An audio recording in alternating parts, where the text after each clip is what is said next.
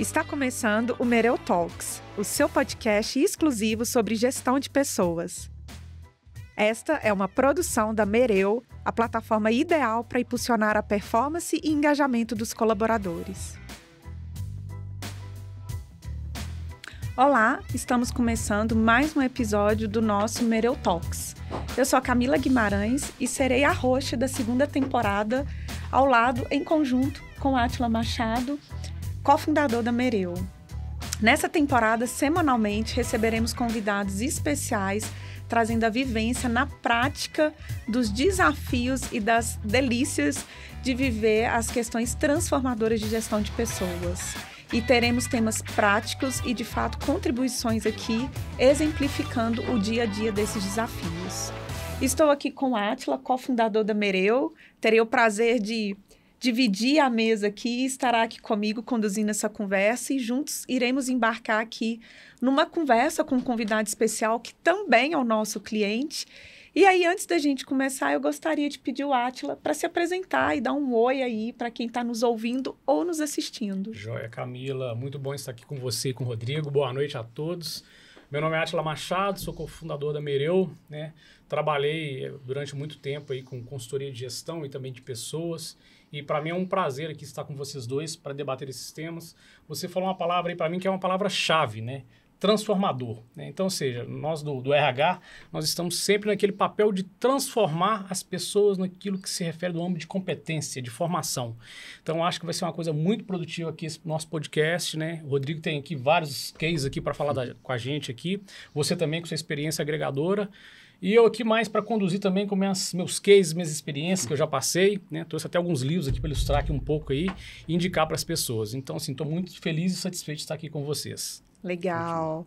E quem estará com a gente aqui hoje é o profissional, nosso convidado especial, Rodrigo Ednei, da Patrimar, nosso cliente também.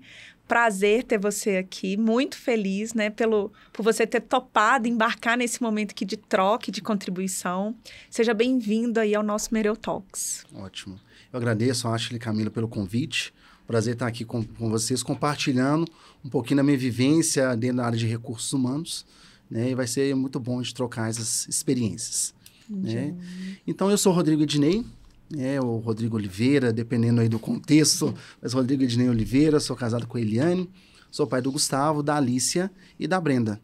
E quando a gente fala em gestão de pessoas, a gente começa dentro de casa, fazendo a gestão da família. Já tem uma grande equipe. Eu tenho uma grande equipe, e com idades e momentos diferentes. Então, eu já tenho uma filha de 26, eu tenho um de 21 e tenho uma de 12. Então, são 3 cenários diferentes e eu, ao mesmo tempo, tenho que fazer a gestão.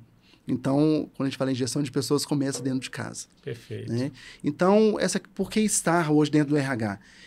Numa época de estágio de ensino médio, eu estagiei no CIE, no Centro de Integração Empresa-Escola, e lá eu via todo esse processo de contratação de estagiário, de triagem de currículos, de capacitação de estagiários. Falei, que interessante esse trabalho. Eu acho que eu posso fazer isso aí. Então, foi onde despertou o interesse em trabalhar com pessoas. E, a partir daí, eu fui para o curso de psicologia. Tá? E desde o início, eu sempre quis trabalhar no RH. Então, em nenhum momento eu quis ir para a clínica ou algum outro segmento. Então, eu já fui começando a fazer estágios na área de RH e conhecendo muito desses processos. E a partir daí eu passei pela Crota Educacional, Betim Química, Grupo Hermes Pardini, PIF-PAF Alimentos, no Sesc em Minas. Me aventurei na área de consultoria em RH. E agora eu estou no Grupo Patrimar como... São muitos anos aí nesse... Muitos anos. Eu posso ter 20 anos de experiência na área de RH em todas as posições. E hoje eu estou como coordenador de desenvolvimento organizacional do Grupo Patrimar, que é uma das empresas que tem mais crescido aí nos últimos tempos. Sim. E que a gente tem muito orgulho de falar, né? Que caminha ali com a gente, sim, sendo nosso cliente, exato, nos ajudando também ali na melhoria constante. E assim, né, Rodrigo, eu gosto de brincar, né? Também sou psicóloga, eu gosto muito de brincar que assim... quem vai para o RH não foi mordido pela mosquinha da clínica, mas acaba que no RH a gente faz muito da clínica. Exatamente, né? Muito Porque da clínica. O olhar para o organizacional é o tempo todo olhar para a singularidade do outro. Sim. Né? E tudo que o outro traz como história, como contexto e vai conjugar ali dentro da organização. Exatamente. Então, nós formamos em psicologia, mas isso está na gente o tempo todo. Aquele olhar, a gestão das emoções, a gente está o tempo todo ali como um balizador, como um termômetro. E entra muito a questão pessoal, profissional, e como que a gente vai lidar com isso no dia a dia. Então, o RH, o profissional da psicologia dentro dessa área é de extrema importância. Então, essa sensibilidade, né, que o profissional tem, que eu acho que é o diferencial, né?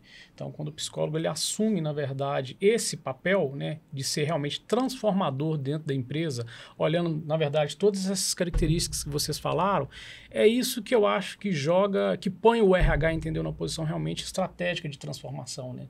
Ou seja, entender não só a parte profissional, que a parte profissional nós temos que entender, mas a parte ali que é a parte do ser humano, né?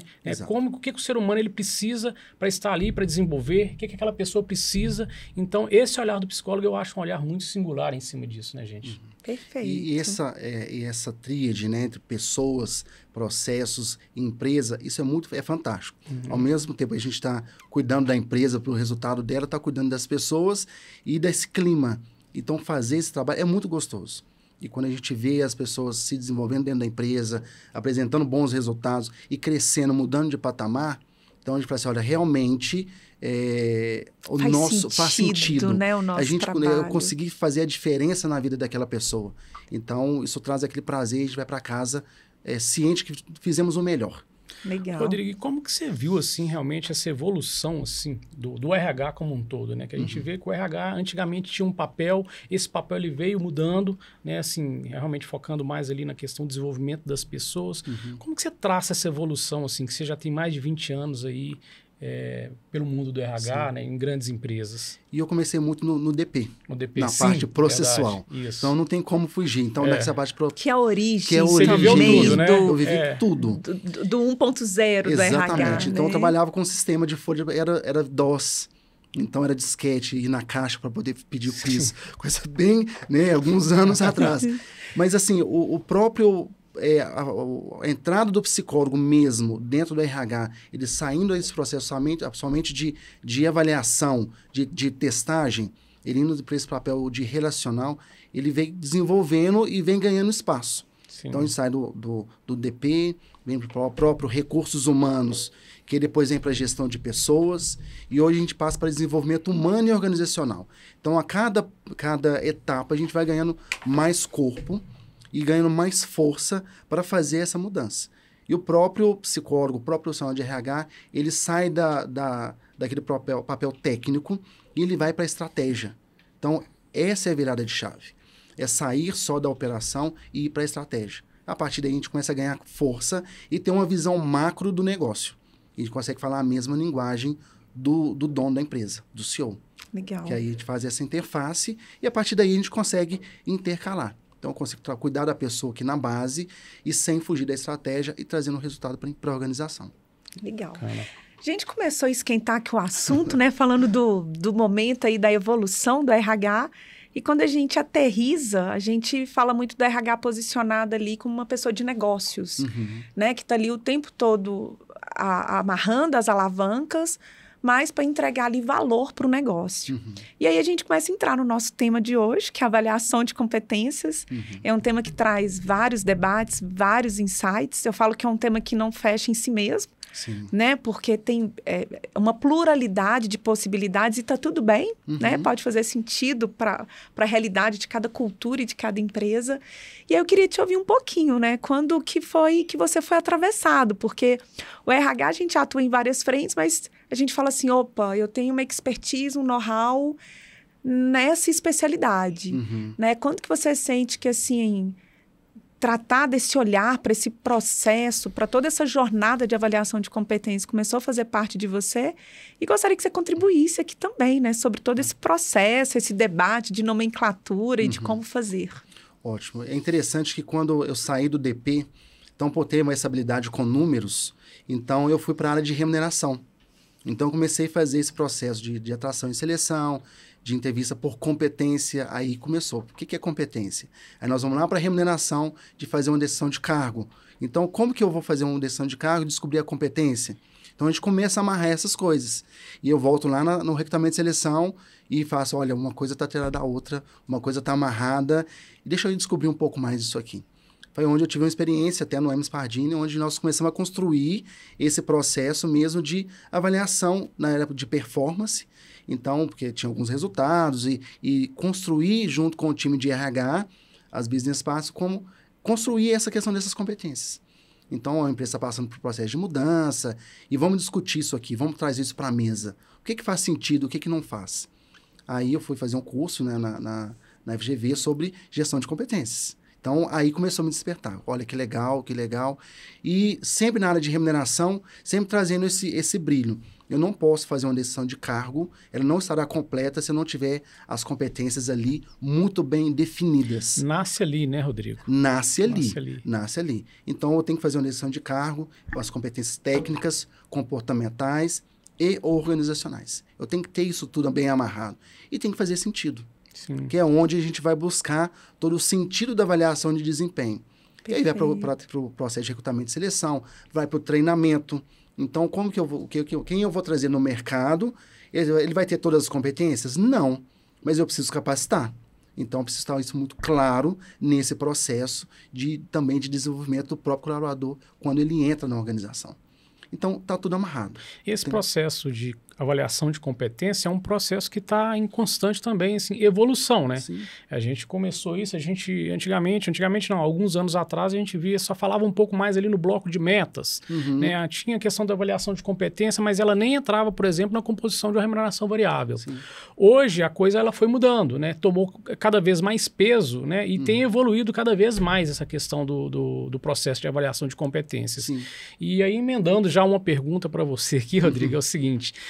durante todo esse tempo, eu vejo muito assim o pessoal implantar os processos de avaliação de competência, definir as competências, mas não ligar essas competências com a estratégia da organização. Sim. Tá? Que eu acho assim, realmente uma coisa que...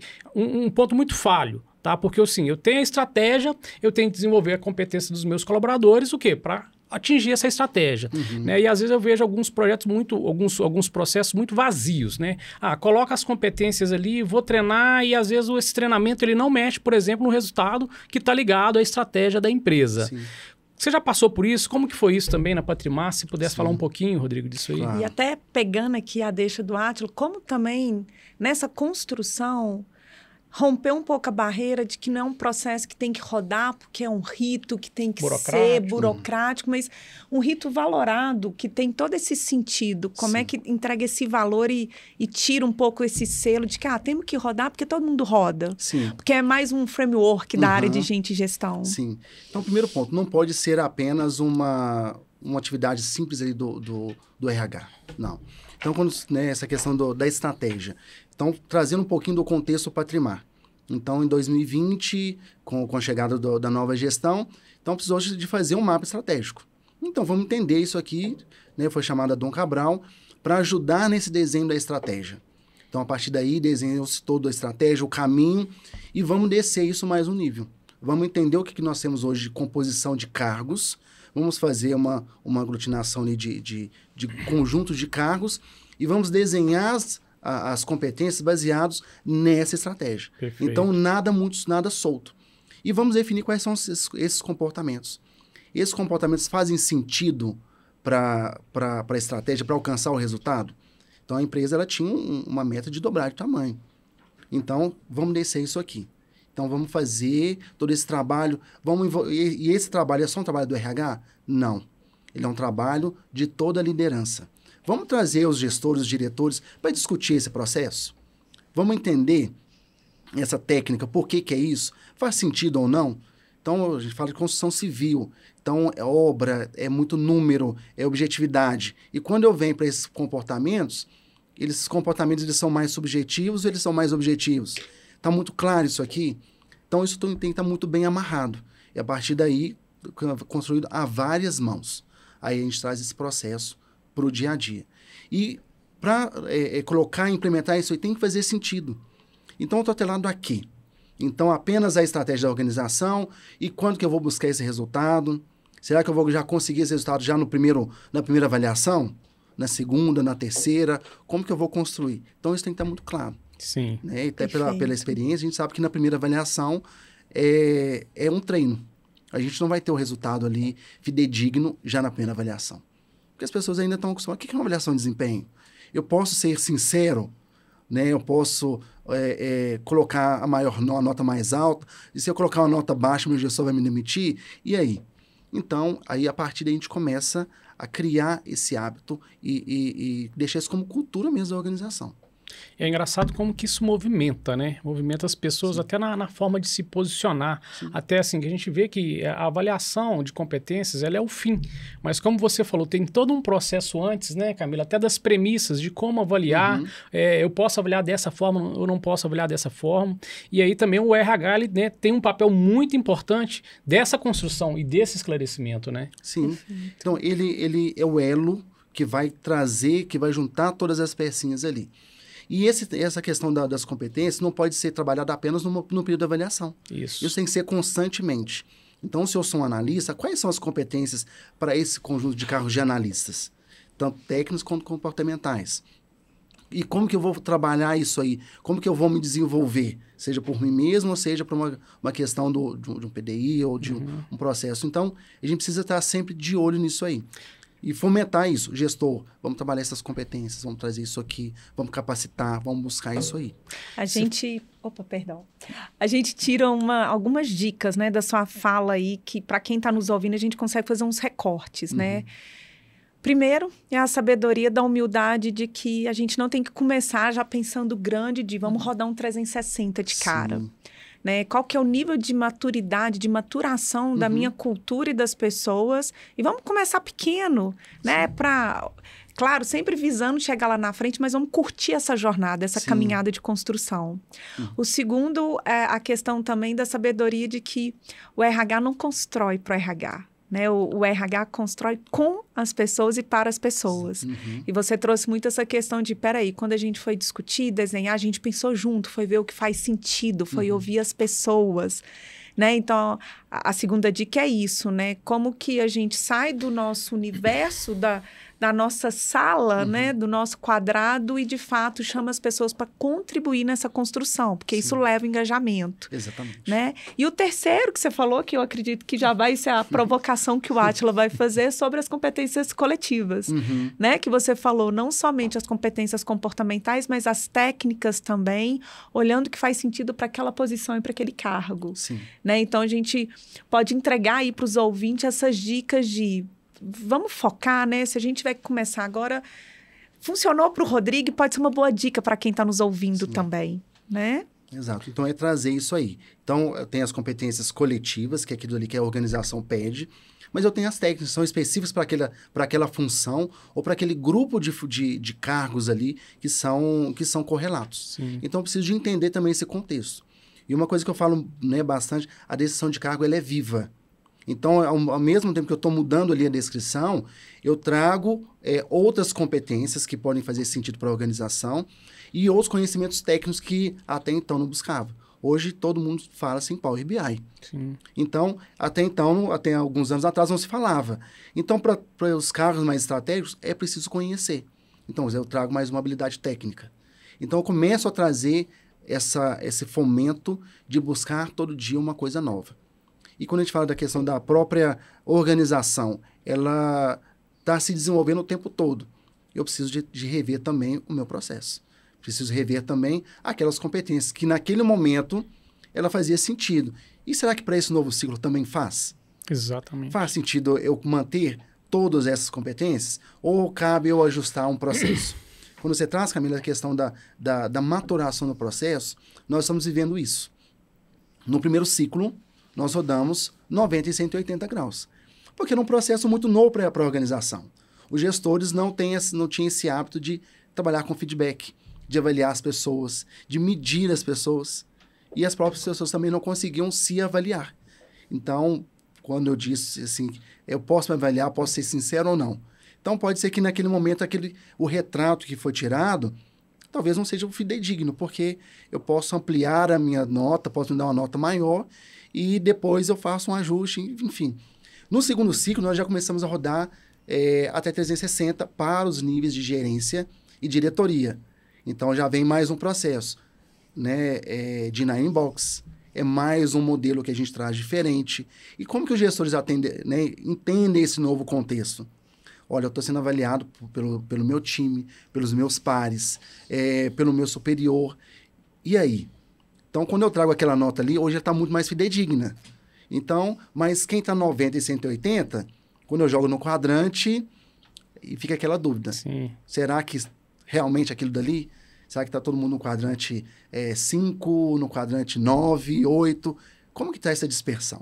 Aí a gente começa a entender todo esse contexto. E agora, para o terceiro ciclo, já vamos partir para o 360 para todos os níveis de liderança. Porque a gente entende que já há uma maturidade maior das pessoas de se autoavaliarem e receberem o feedback dos demais, para que não seja a pessoalidade, que seja realmente esse processo. E eu não posso deixar de falar sempre quais são as competências, de fazer essa capacitação do líder, de deixar claro o que eu espero, o que eu, como, né, a gente como RH, entende que é aquela competência. Porque senão se eu falo que a comunicação é comunicação, ok, mas a minha é falada, Sim. mas a sua pode ser escrita. E aí? Mas eu preciso de entender como que é o que aquela comunicação está querendo dizer para a organização. Então, trabalhando isso com o tempo todo, vai facilitar para que cada vez mais os resultados sejam mais reais. Perfeito. Né? Rodrigo, vou pegar aqui 2 falas suas que eu achei bem interessante, que você falou que o programa de competência ele é o ano inteiro. Uhum. E eu acredito muito nisso, tá? Porque eu vejo assim que o programa de competência ele não vai ter êxito se ele foi feito uma vez por ano, entendeu? E se torna, de certa forma, burocrático, né? Quando você faz um programa de avaliação de competência, você tem depois vários outputs disso aí. Sim. Você tem o PDI que você tem que gerenciar, você tem o feedback e você não... Você tem até os momentos formais, né? Aquele fórum que você tem ali para dar o feedback, mas isso tem que ser construído durante o ano inteiro. Né? Durante o ano inteiro, senão você não faz o programa pegar. Né? O que eu vejo hoje em dia, e até uma provocação também, talvez até um alerta para as grandes empresas, é de fazer, na verdade, esse modelo, ter o período lá do feedback, o PDI, e depois não ter a gestão do PDI, ou depois não ter algumas devolutivas da qualidade desse feedback. Né? E aí eu vejo que a coisa se perde muito a momentos. E não tem que ser momentos, você tem que ter o momento ali, o seu momento de governança para você falar isso. Mas a gestão disso é durante o ano inteiro. E aí entra o papel do RH como facilitador, na verdade, que o RH é um facilitador disso, e dos gestores também, para fazer, na verdade, essa gestão do desenvolvimento, do treinamento, do feedback, né? Que é muito interessante. Eu já peguei equipes já que falam, poxa, meu gestor ele me dá um feedback toda semana. E tá lindo, e tá ok. Né? Não tem o certo ou errado, né? Mas assim, poxa, se eu tenho um feedback toda semana, a minha probabilidade de crescimento, ela vai ser muito maior do que se eu tiver um momento só durante um ano para receber um feedback. Né? Porque a gente sabe que tem a questão momentânea, né? Então, assim, você dá o feedback ali para, às vezes, uma questão momentânea ou de um espaço temporal de 1, 2 meses, né? Então, às vezes, você pode esquecer ali, né, determinada faixa de tempo que você não lembra que o colaborador fez e esquece de dar aquele feedback. Por isso que essa fala, para mim, sua foi bastante interessante, que o programa de competência é um programa que ele acontece durante o ano inteiro. E perfeito. E uma outra coisa também que você falou, que é a questão realmente da implantação por ondas, né? Então, ou seja, poxa, primeiro a gente começa até chegar ali no 180 e aí a gente vai evoluindo com isso, tá? É um erro também, né, Camila, que a gente vê muito comum, geralmente as empresas quererem, assim, de cara já implantar tudo, né? Então, já quero implantar um programa de competência já com um programa de sucessão. E também, para mim, é o primeiro passo para tudo dar errado, né? Porque, assim, a gente sabe que os recursos, eles são escassos, né? E assim, a gente está falando aí de transformação. Né? E transformação exige o quê? Exige muita energia para fazer essa transformação acontecer. Então, é isso aí que você expôs aí, que, poxa, está sendo construído até para a pessoa pegar e assimilar, na verdade, o programa, para depois passar para a próxima fase, para não queimar a fase anterior, né, Camila? É uma coisa assim que eu acho muito exitosa no programa de, né, gestão de avaliação de competências. É o que dá mais trabalho, Exato, né? Mas é algo que deveria ser onde eu invisto maior tempo. Né? Porque você trouxe aí falas de crenças, né? As pessoas preocupadas de eu posso fazer avaliação, é um lugar seguro, né? Eu tenho condições de avaliar. E vamos trazer aqui para cá, Rodrigo, uma conversa que a gente discutiu nos bastidores, lá no passado, que quando a gente traz esse momento de avaliação, a primeira coisa que vem em mente é o ser humano é um ser que é atravessado o tempo todo por vieses. Sim. E a gente tem uma dificuldade, muitas vezes, de se reconhecer como um ser enviesado, né?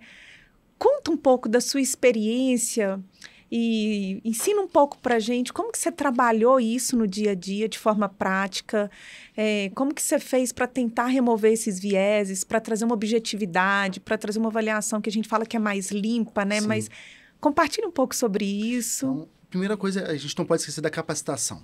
Então, quando eu trago um programa como esse, eu não posso colocá-lo, vamos dizer, 50 abaixo, né? E mostrar realmente a importância, a relevância desse projeto. E depois nós vamos para a sala de aula. Então, vamos trazer o líder, vamos falar com ele como se portar num processo de avaliação. Então, quais são as situações que eu devo tomar cuidado?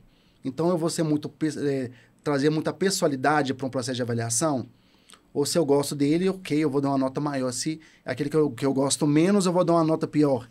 Né? Em qual momento que eu estou fazendo a avaliação como líder?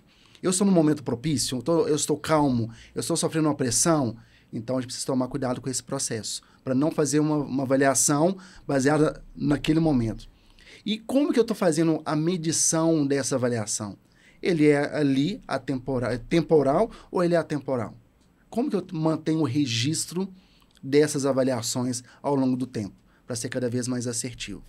Né? Então, a gente precisa sempre tomar esse cuidado, né? de não ser influenciado por todos esses meios, né? Durante esse processo. Né? E eu, no próprio momento da avaliação. Então, eu estou me autoavaliando. Se eu sei que o resultado da minha avaliação de desempenho ele é um percentual lá da PLR, será que se eu me der uma nota 100, 120, eu estou sendo sincero com quem? Então, se eu me der uma nota 70 ou nota mediana, talvez é mais justo, mas eu vou receber menos dinheiro. Então, é isso que a gente precisa ter a consciência. O processo de avaliação de desempenho, ele é de competência para desenvolvimento do autodesenvolvimento e desenvolvimento da empresa. Então, eu preciso ser o mais sincero comigo e espero também que o gestor seja o mais sincero comigo, né, e não tenha essas interferências o tempo todo. Né? Isso é essencial para o trabalho.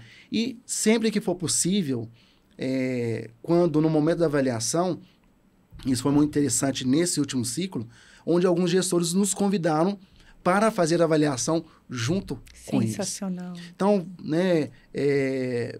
a minha business partner, vem cá, vamos fazer a avaliação juntos. Então, olha essa pessoa aqui, eu acho que é isso aqui. A business partner, mas o que te faz pensar que o comportamento dele é 70, ou 100, ou 50? Então, existe um momento de reflexão. Em quais momentos que durante esse período, que aconteceu que justifica a nota dele é 20, que está abaixo do esperado. Então, a gente vai trazendo esses insights para o gestor. Aí, a gente tem uma garantia de que o processo realmente está sendo fidedigno. E no próprio momento do feedback, até no processo de 360, essa questão da confiança. Eu posso ser sincero em avaliar o meu gestor, que o meu nome não vai estar ali? Claro, dentro da ferramenta eu tenho a opção de deixar o nome ou não. Não, você pode ser 100% sincero, né, em avaliar o seu gestor. E na hora de dar esse feedback para o gestor, também o RH participar. Que, olha, a percepção que as pessoas têm sobre o seu trabalho. Entenda-se, o gestor, mas o gestor técnico. Não necessariamente a pessoa que está ali, o Rodrigo como gestor. Então, tem todo um contexto. Então, é trabalhar tudo isso aí. Sinceridade, olhar o momento, olhar a temporalidade dessa avaliação e não perder de vista esses resultados que são diários.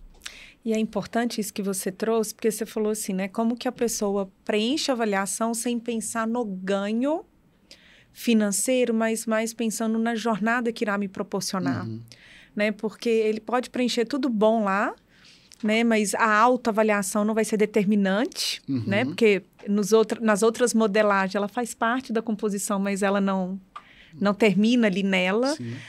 Mas, assim, aquilo que você falou, né? Que adianta eu ganhar uma potência enquanto remuneração, mas se os meus gaps de desenvolvimento não vão ficar ali claros à mesa para ser desenvolvido? Sim. O que eu quero no final das contas, né? Um ganho financeiro ou eu quero ter, um ganho financeiro que é importante, vivemos num mundo capitalista, Sim. mas combinado, de fato, com uma lupa ali do que eu posso alavancar de potencialidade. Exato. Né? Então, isso é muito legal, porque é muitas vezes um tabu, né? São as discussões, os percalços, mas essa transparência, esse letramento, né? É todo esse ganho de que a avaliação de competências pode trazer. Quando a gente olha para a avaliação de competência, a gente tem que olhar para ela como um impulsionador de conhecimento, correto? O conhecimento que eu tenho que extrair daquilo ali, para o quê? Para desenvolver. E a gente fala, pô, meu gap, ou então desenvolver um potencial, né? Que a gente fica muito focado no gap, né? No gap, no gap, no gap. Existem gaps que a gente sabe que vai demorar muito tempo para serem desenvolvidos, né? Sim. Agora, quando já foco no potencial, o negócio já, entendeu? Ele acontece mais rápido, né? Então, eu sempre olho, assim, para essa questão da avaliação de competência realmente como para impulsionar o conhecimento. Né? Ou seja, como que eu posso impulsionar o conhecimento dessa pessoa através dessa avaliação? Você colocando essa pergunta, você já elimina um tanto de vieses, né, Camila? Que aí você já tira muita coisa, você já tira muita pessoalidade ali em cima, entendeu, dessa avaliação. Que o principal objetivo dela é esse, impulsionar o conhecimento de alguém. Exatamente. E eu costumo, né, sempre conversar com os jovens, gente com meus filhos, nós temos que ser os donos da nossa carreira. Eu estou na empresa, eu não sou a empresa. Né? Então, eu preciso de entender onde eu quero chegar como profissional. E ter a empresa como a minha parceira para esse desenvolvimento.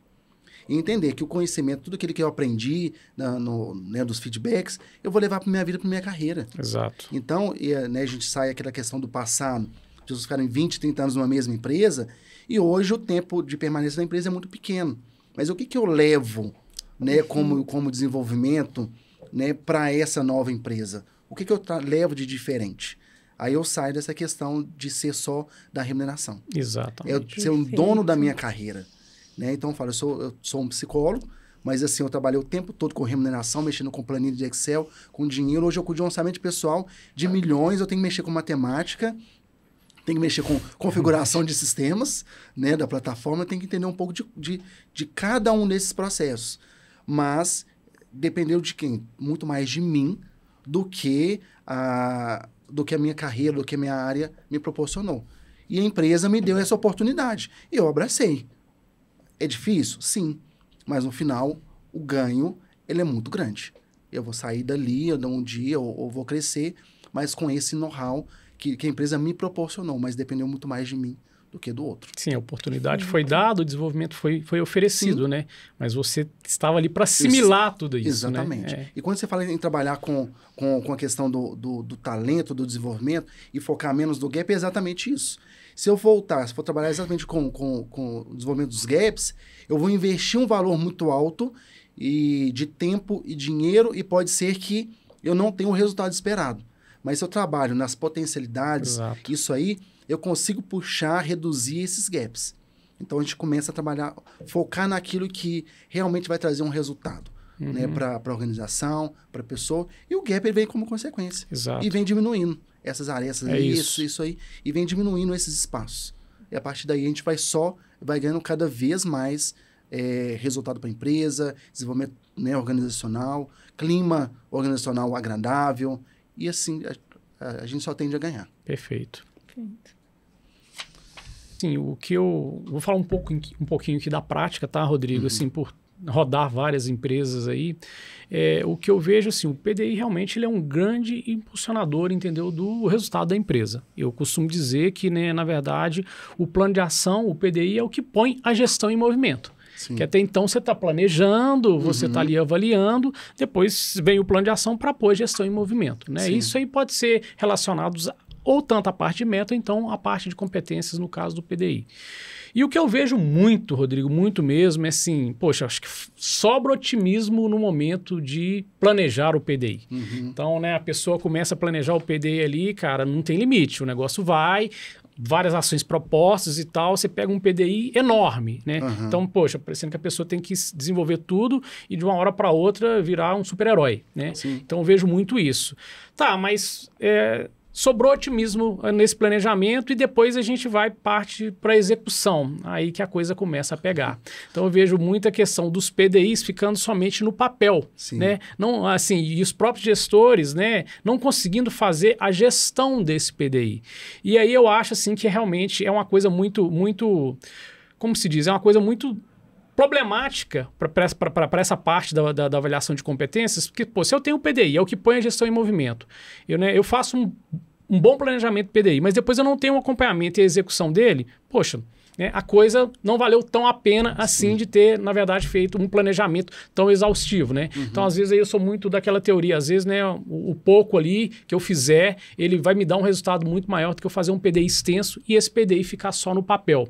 Como que você vê isso hoje em dia? Essa questão do PDI é sempre uma incógnita dentro das organizações. Sim. Então, primeira coisa, no momento da construção. Então, não adianta eu fazer um PDI enorme e às vezes não colocar para rodar. Então, tem que ser exatamente ter a objetividade na hora de construir esse PDI. Então, eu vou basear o PDI numa nota que ficou abaixo do esperado. Como que eu vou direcionar a construção desse PDI? E quando a gente fala em sucessão, é exatamente isso aí. Qual que vai ser o PDI para essa pessoa que vai ser o sucessor de uma outra e daqui a quanto tempo? Então, no momento da avaliação, a gente fica empolgado ali de colocar um monte de coisa e sempre tomar esse cuidado. Tem que ir com calma. Tem que ir com calma. Não adianta eu colocar muita coisa e não cumprir, ou eu colocar nada e também não desenvolver o colaborador. Sim. Né? E quando depois de estar pronto, aí, quem vai cuidar? Exato. O gestor acha que é o RH que vai cuidar, o RH acha que é o gestor que vai cuidar. Com a bola dividida. E no final das contas, ninguém cuida. Ninguém cuida. Então fica lá muito bonito, aquele PDI, aquele monte de coisa, e vai olhar no relatório, tudo atrasado. Tudo atrasado. Então, é uma questão, tem que ser dividido essa gestão. Lembrando, quem faz a gestão das pessoas é o gestor. Isso. O RH, como hoje a gente vem falando, é o parceiro do negócio, é o parceiro do gestor. Ele vai fomentar, ele vai acompanhar e muitas vezes ele vai cobrar. Mas quem vai colocar para executar é o líder. É ele que está no dia a dia. Ele vai saber se dentro da jornada de trabalho, ele vai conseguir fazer aquele treinamento ali. Se ele vai poder liberar uma pessoa para um curso que vai durar uma semana e a ausência dele não vai impactar no resultado da área. É o gestor. Então, o gestor é o responsável pelo PDI. Até porque é ele mesmo que cria. Sim. Né? E, por outro lado, existe também o papel do colaborador.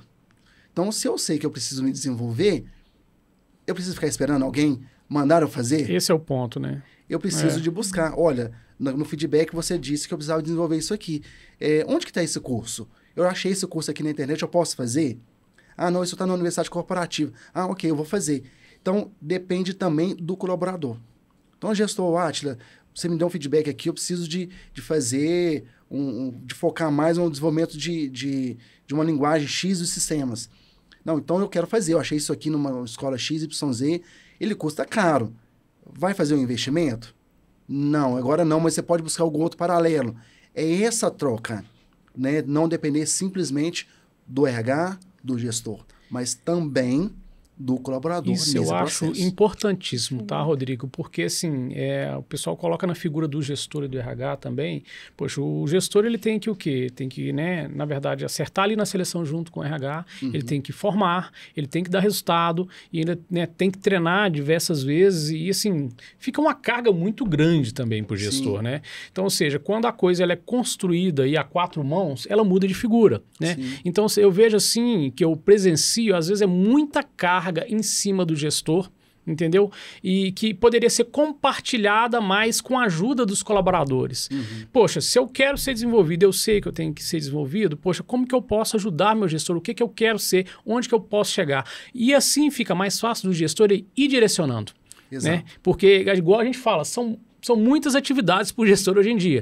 Além dele ter que atingir o resultado, ele tem que formar pessoas, ele tem que... É um mundo de coisas ali em cima dele. É meta todo dia, né? Então, ou seja, e como fazer isso, né? Acho que a forma de fazer isso, como você falou, é realmente essa forma, de fazer em conjunto, a quatro mãos, né? Que aí a coisa realmente fica aquela questão que fica alinhado, né? Então, ou seja, pô, você quer, te dou esse feedback, esse treinamento vai servir para isso, mas você também tem que buscar, né? Como você falou mesmo, né? O seu caso, você, né, foi psicólogo e tal, e tudo mais, trabalhou com diversas coisas, mas você sempre esteve buscando, né? Eu acho que isso aí é um fator muito de de sucesso, né, de crescimento para o colaborador. Correto, Camila? Perfeito. Isso aí. E um ponto importante nesse processo, que hoje a gente tem usado isso como experiência, tem sido positivo, é a questão da gamificação.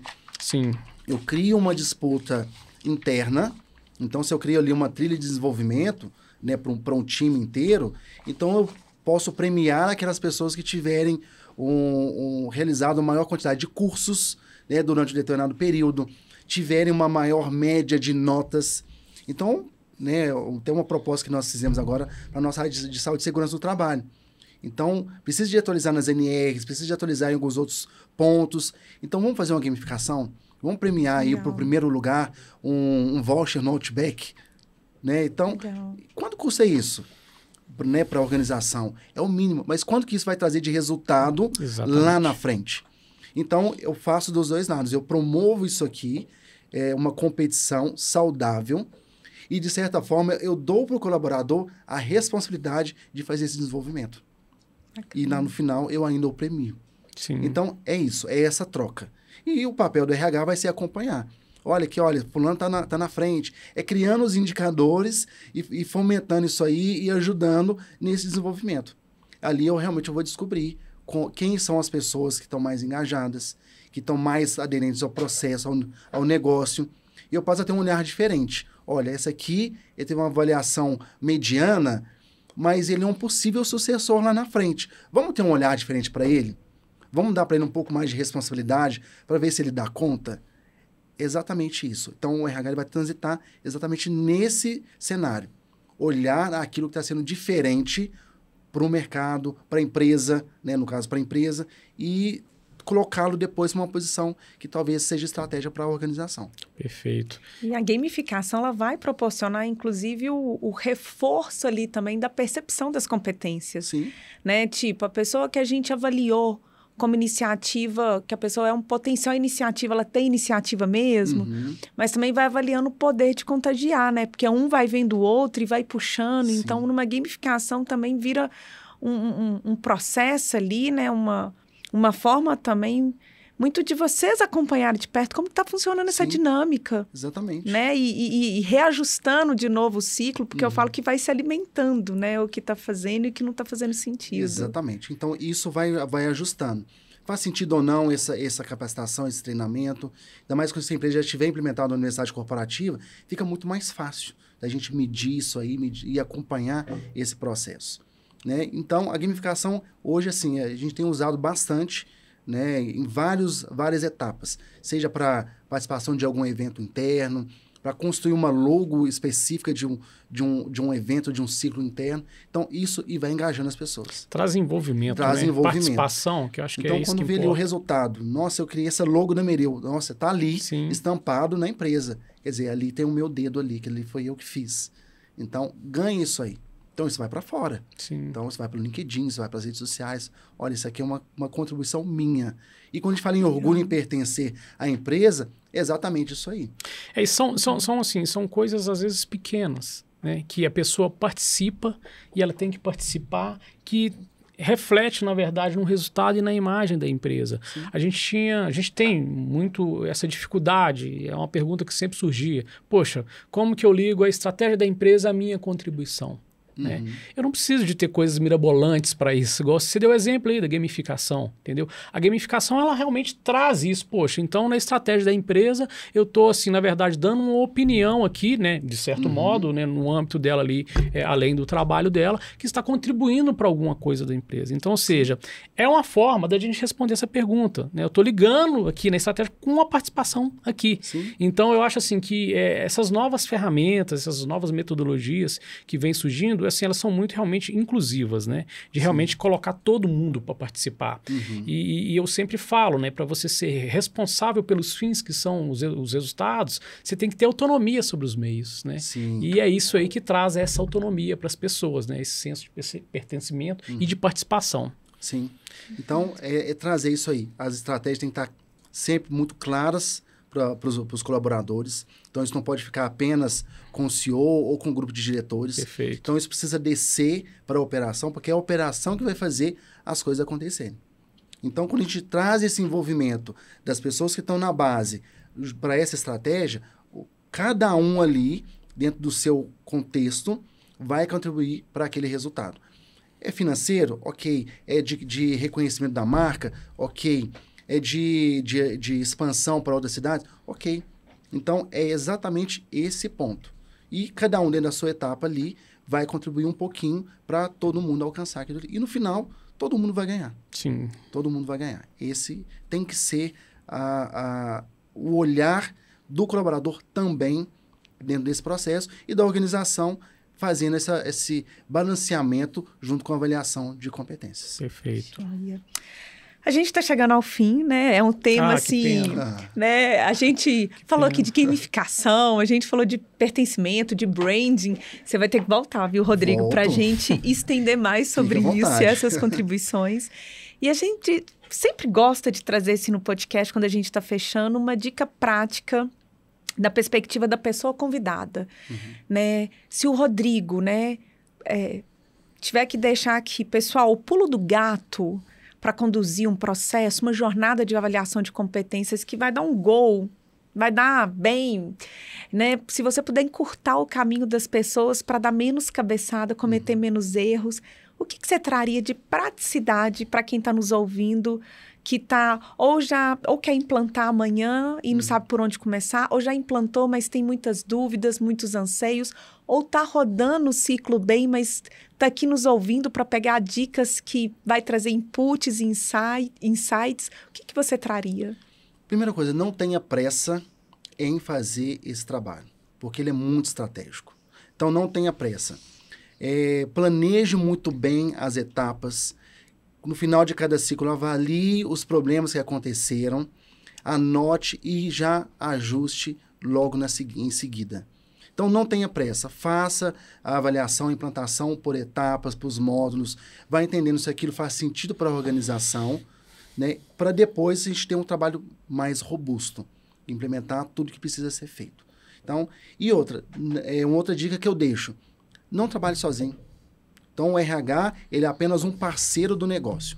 Traga as lideranças, busque conhecimento fora, faça benchmark, busque conhecimento de todos os lados que puderem.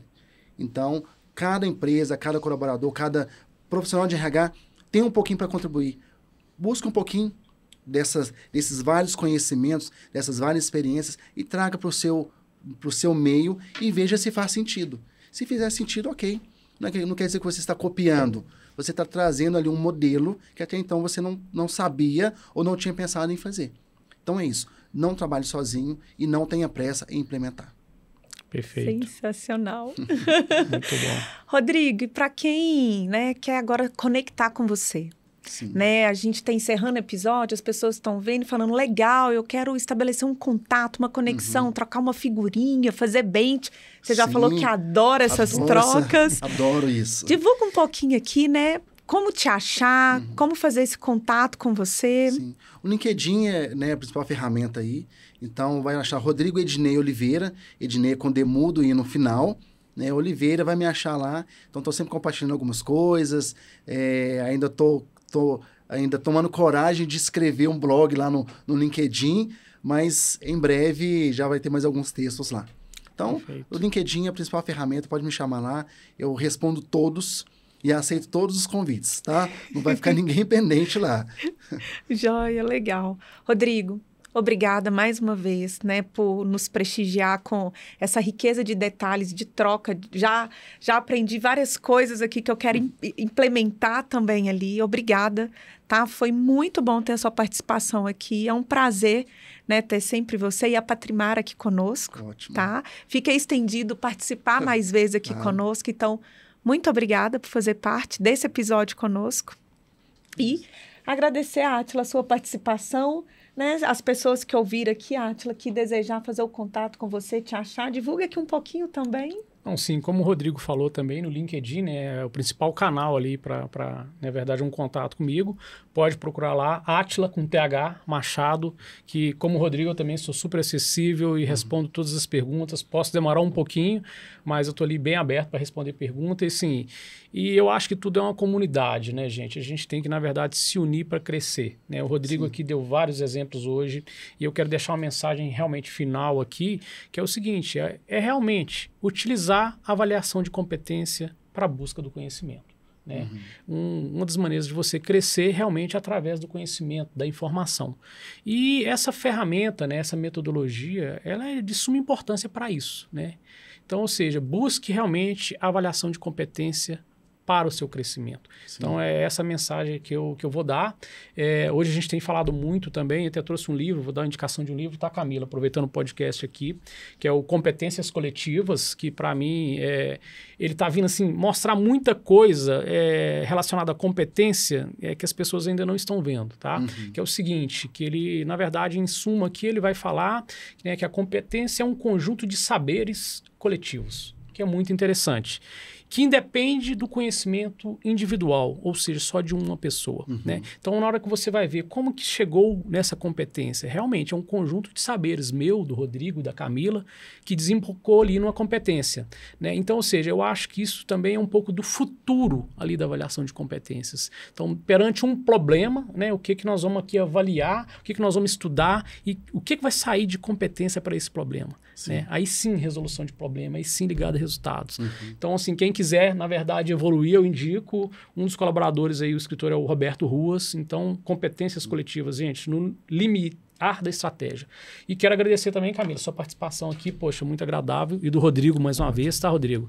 Rodrigo é um grande parceiro nosso, né? Eu agradeço muito sempre presente aí com a gente. O convite, estou sempre disponível para vocês, para os bench aí com as empresas. Perfeito. E qualquer assunto aí de RH, claro que eu tiver um conhecimento, vou compartilhar. E estou à disposição de vocês. Se tiver uma próxima rodada, chama que a gente tá aí para poder compartilhar. Bora e vamos construir. juntos. É isso aí. Obrigado. Obrigado, para gente. vocês que ficaram nos assistindo e nos ouvindo até agora, né? A gente agradece aí a audiência. Mande sugestões, dicas, feedbacks, comentários. E a gente também está aqui para falar, para não deixar de nos seguir nas redes sociais. Né? A gente está presente no LinkedIn, no YouTube, no Spotify. Então, a gente fica aberto aí. E semana que vem, nesse mesmo horário, né, a gente está com mais um convidado aqui, trazendo um tema com práticas do dia a dia para entregar cada vez mais valor para vocês. E para quem não conhece ainda, a Mereu é uma plataforma para impulsionar pessoas e organizações em suas jornadas. E esse tema que a gente discutiu aqui sobre avaliação de competências, se você desejar aprofundar mais e conhecer uma plataforma que pode ajudar o seu negócio, faça contato com a gente também, que o time do Átila estamos aí para atender. Terá o prazer de trazer também como que a gente pode impactar o negócio e a organização. Até mais. Até mais. Até mais. Obrigado.